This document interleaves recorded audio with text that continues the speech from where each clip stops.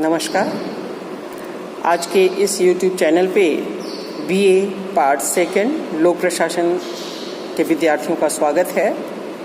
वैसे दूसरी भी प्रतियोगी परीक्षा में जो पार्टिसिपेट कर रहे हैं, अपना सब्जेक्ट इन्होंने पब्लिक एड लिया हुआ है, वो भी इस वीडियो को देख सकते हैं। चूँकि आज BA पार्ट सेकंड के लिए आज से स्टार्ट कर रही हूँ और उन्हें कोविड-19 के कारण जो कॉलेज में नहीं आ पा रहे हैं, इसलिए उनको रीडिंग मटेरियल्स अवेलेबल कराने का कार्य करूँगी मैं। सबसे पहले जब हम शुरुआत करते हैं तो सिलेबस यानी पाठ्यक्रम क्या है जिसका हमें अध्ययन करना है। तो सबसे पहले तो मैं ये बता दूँ, चूँकि फर्स्ट ईयर का एग्ज़ाम सेकेंड ईयर के छात्र छात्राओं ने नहीं दिया है, इसलिए उन्हें ये नहीं पता अभी कि पैटर्न कैसे क्या आता है।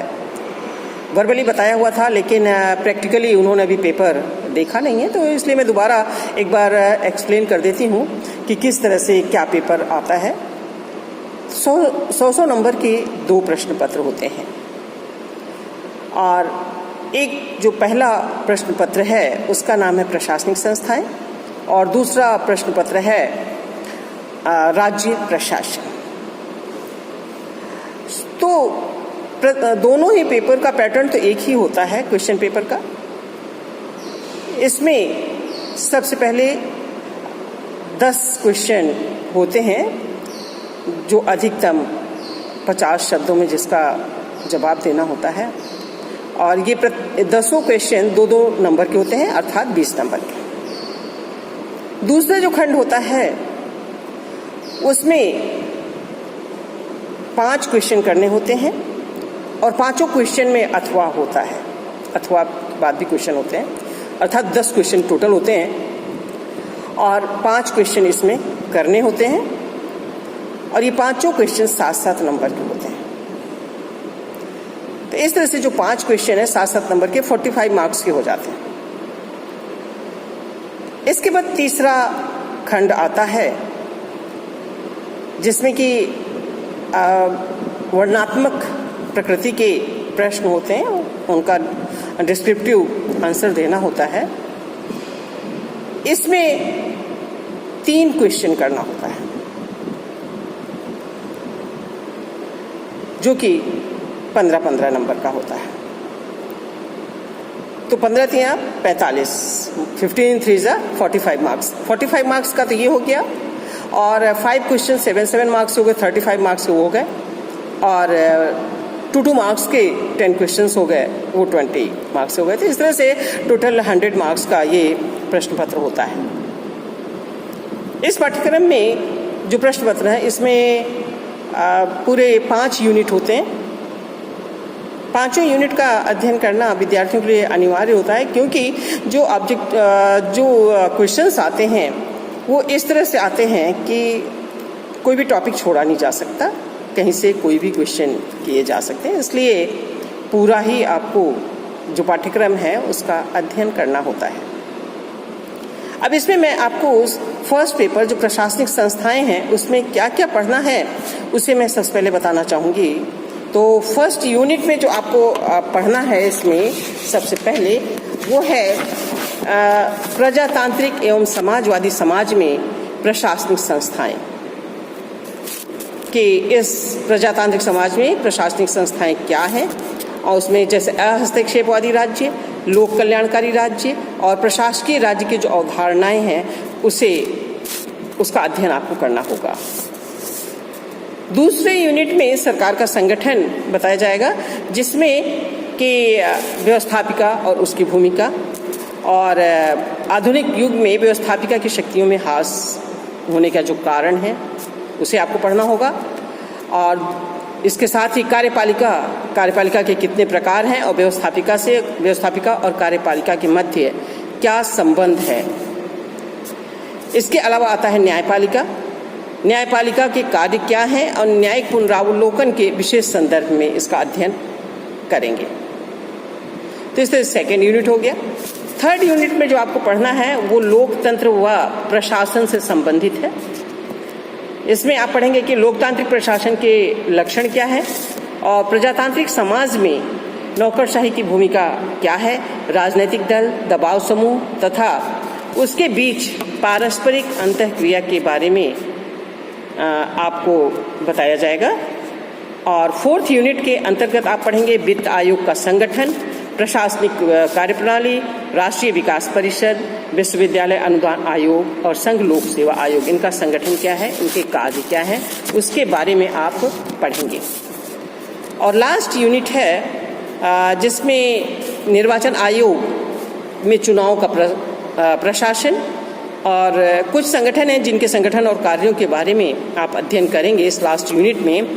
उसमें है केंद्रीय समाज कल्याण मंडल, जिसको कहते हैं central social welfare board, railway board, Bharat का रिजर्व बैंक और राष्ट्रीय मानवाधिकार आयोग, इसके बारे में आप इसमें अध्ययन करेंगे। इसी तरह से जैसे 5 यूनिट फर्स्ट पेपर में आप पढ़ेंगे, उसी तरह से सेकंड पेपर भी है। सेकंड पेपर भी 100 मार्क्स के हैं। इसमें भी 5 यूनिट होती है। जैसे भारत में इसका जो फर्स्ट यूनिट है उसमें आएगा भारत में राज्य प्रशासन और इसका राज्य प्रशासन का बढ़ता हुआ महत्व, राज्य प्रशासन की सामान्य पृष्ठभूमि बतानी होगी राजस्थान के विशेष संदर्भ में कि राज्य प्रशासन के किस तरह से संचालित किया जाता है। और इसी यूनिट में राज्यपाल का पद, शक्तियाँ, कार्य व राज्य प्रशासन भूमिका और मंत्री परिषद के साथ संबंधों का अध्ययन फर्स्ट यूनिट में किया जाएगा। और सेकंड यूनिट में जो आप पढ़ेंगे वो मुख्य मंत्री का पद, जैसे कि आपने इस पेपर का नाम ही आपको बताया मैंने अभी कि राज्य प्रशासन है। राज्य प्रशासन हम राज्यों के बारे में ही बात करें। तो इस सेकंड यूनिट में मुख्यमंत्री, उसकी शक्तियां, कार्य और राज्य प्रशासन में भूमिका तथा मंत्रिपरिषद से मुख्यमंत्री का क्या संबंध होता है और राज्य सचिवालय का संगठन, भूमिका और मुख्य सचिव की भूमिका, राज्य प्रशासन में उसका क्या महत्व है मुख्य सचिव का, इसके बारे में आप इस सेकंड यूनिट में अध्ययन करेंगे। और राज्य प्रशासन के थर्ड यूनिट में आप विभागीय प्रशासनिक संगठन के बारे में पढ़ेंगे, जिसमें आपके सिलेबस में है गृह विभाग, वित्त विभाग, कृषि विभाग का संगठन एवं कार्य। और कुछ और मंडल और निदेशालय हैं जिनके संगठन और कार्यों के बारे में आप इस थर्ड यूनिट में पढ़ेंगे। राजस्व मंडल, राजस्थान में विद्युत प्रशासन की नवीन प्रणालियाँ, कृषि निदेशालय और कॉलेज शिक्षा निदेशालय, ये थर्ड यूनिट में आप इनके संगठन और कार्यों को पढ़ेंगे। इसके बाद चौथी यूनिट जो है वो कार्मिक प्रशासन से संबंधित है, जिसमें कि राज्य लोक सेवाओं की क्या भूमिका है, राजस्थान लोक सेवा आयोग, जिसे कि शॉर्ट में RPSC के नाम से भी जाना जाता है, उसके संगठन और कार्य क्या हैं, राज्य लोक सेवाओं में भर्ती और प्रशिक्षण अर्थात RAS वगैरह की भर्ती किस प्रकार से की जाती है और उनका प्रशिक्षण कहाँ कहाँ कितने समय का दिया जाता है, उसके बारे में इस 4th यूनिट में पढ़ेंगे। और इसी के साथ राजस्थान में राज्य प्रशिक्षण संस्थान का संगठन एवं कार्यप्रणाली और लोकायुक्त संस्था के बारे में आप अध्ययन करेंगे। इसकी 5वीं जो यूनिट है वो है संभागीय आयुक्त की शक्तियाँ एवं स्थिति, जिला स्तर पर राजस्व प्रशासन की शक्तियाँ एवं स्थिति, कुछ जो अधिकारीगण हैं उनकी शक्तियाँ और स्थिति के बारे में हम अध्ययन करेंगे इसमें। जैसे जिलाधीश है, उपखंड अधिकारी है, तहसीलदार है और पटवारी। इन चारों अधिकारियों का क्या स्थिति है, उनके कार्य क्या है, उनकी दायित्व क्या है, उनकी भूमिका क्या है, इसके बारे में हम लोग पढ़ेंगे। तो आपने देखा कि दोनों ही पेपर का सिलेबस, जैसा कि मैंने आपको अभी बताया है, एक कंटेंट के अंतर्गत ये लिखित रूप में भी आपके समक्ष उपलब्ध होंगे। उससे आप नोट कर सकते हैं कि आप क्या क्या पढ़ रहे हैं, आपको आगे क्या क्या पढ़ना है। एक विशेष चीज़ जो इस सिलेबस के बारे में मैं कहना चाहूँगी आपको, जैसे फर्स्ट ईयर में जब आप सभी थे तब भी मैंने आपको ये बताया था कि आपके सिलेबस का जो निर्धारण किया गया है वो भी एक क्लास वाइज किया गया है, स्टेप बाय स्टेप निर्धारित किया गया है। कैसे? फर्स्ट ईयर में आपने केंद्रीय प्रशासन के बारे में पढ़ा, सेकेंड ईयर में आप राज्य प्रशासन के बारे में पढ़ रहे हैं, क्योंकि फर्स्ट ईयर में आपने देखा था केंद्रीय प्रशासन में राष्ट्रपति और आपके प्रधानमंत्री और इन सब के बारे में, केंद्रीय जो प्रशासन थे, गृह मंत्रालय, वित्त मंत्रालय, उन सब के बारे में पढ़ा था। लेकिन अब सेकेंड ईयर में इस बार आप राज्य के बारे में पढ़ेंगे, राज्य प्रशासन के बारे में पढ़ेंगे और राज्य के बारे में समस्त जानकारियां आपको प्राप्त होंगी। तो इस तरह से मैंने दोनों पेपर का सिलेबस तो आपको आज बता दिया है, स्पष्ट कर दिया है कि क्या क्या आपको पढ़ना है। इनके लिए जो बुक आप ले सकते हैं, जैसे BL फड़िया की बहुत अच्छी बुक है, बुक्स तो बहुत अच्छी है, लेकिन मैं जो अभी मैं कहूँगी अपडेटेड है और आपके जो फर्स्ट ईयर सेकेंड ईयर की क्लास है उसके अकॉर्डिंग ही है, तो BL फड़िया के ले सकते हैं आप, सुरेंद्र कटारिया के ले सकते हैं। दोनों पेपरों की ये बुक्स अवेलेबल हैं और आप इनको ले सकते हैं, उससे अध्ययन कर सकते हैं।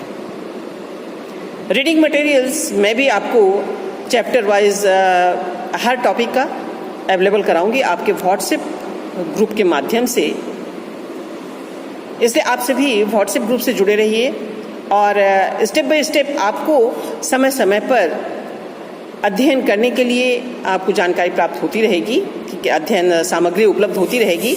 और अगर यदि आपका कोई क्वेश्चन है तो मेरे व्हाट्सएप ग्रुप से नंबर से आप जो है मुझसे क्वेश्चन कर सकते हैं या आप बता सकते हैं, पूछ सकते हैं, अपनी क्वेरीज जो है वो क्लियर कर सकते हैं।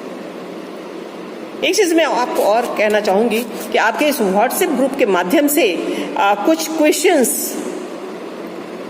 भी अवेलेबल कराए जाएंगे, आपको दिए जाएंगे और उसको सॉल्व करके आप मेरे जो मेल आईडी मैं दे दूंगी आप सभी को ग्रुप पे, उस ग्रुप पे जो भी क्वेश्चंस के आंसर होंगे आप प्लीज़ उस पर अपना उसको सेंड करते रहिए। असाइनमेंट्स जो भी हैं आपके मेल करते रहिए और इससे आप जुड़े रहेंगे तो जो कोविड-19 के कारण आप रेगुलर क्लासेस अटेंड नहीं कर पा रहे हैं वो आप अटेंड, एक तरह से आपको क्लास जैसा ही फील हो ऐसी मैं कोशिश करूँगी। अब देखते हैं आगे अपने इस लक्ष्य में मैं कितना सफल हो पाती हूँ। ओके, अब मैं 1 बाय 1 आपको एक एक टॉपिक पे ई कंटेंट और यूट्यूब लेक्चर दोनों ही अवेलेबल कराऊंगी और उम्मीद है आप सभी को अच्छा लगेगा, आप लोग जुड़े रहेंगे इस ग्रुप से। और यदि कोई स्टूडेंट ऐसा है जो कि मेरे ग्रुप से नहीं जुड़ा है या उसका जो नंबर उन्होंने दिया है वो जुड़ा हुआ नहीं है व्हाट्सएप से, वो व्हाट्सएप नहीं चलाते हैं, तो इसलिए वो अपने नंबर पे अगर दूसरा नंबर है तो वो मुझे ज़रूर बताएं, जिससे कि उनके नंबर को भी मैं व्हाट्सएप ग्रुप से जोड़ दूं और वो व्हाट्सएप से सभी अध्ययन सामग्री को प्राप्त करें। धन्यवाद।